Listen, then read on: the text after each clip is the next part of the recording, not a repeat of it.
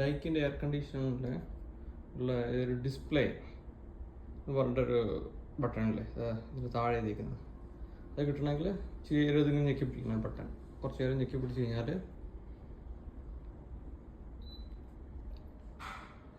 കഴിഞ്ഞാൽ ഇതാണ്ട് ഇവിടെ ഒരു ചെറിയ ഡിസ്പ്ലേ ഇല്ലേ, ആ ഡിസ്പ്ലേയിൽ 3 കാര്യങ്ങൾ എഴുതി കാണിക്കും.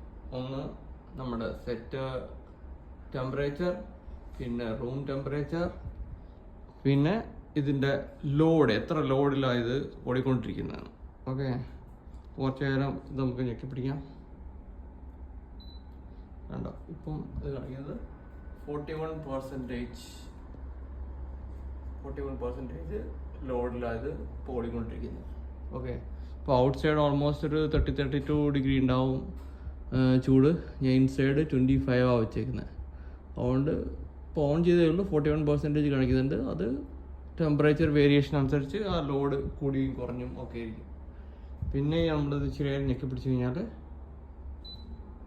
ഇത് ഇൻസൈഡ് റൂം ടെമ്പറേച്ചർ അപ്പോൾ കാണിക്കുന്നത്. ഞാൻ ജസ്റ്റ് ഓൺ ചെയ്തതേ ഉള്ളൂ, അതുകൊണ്ട് 29 കാണിക്കുന്നത്.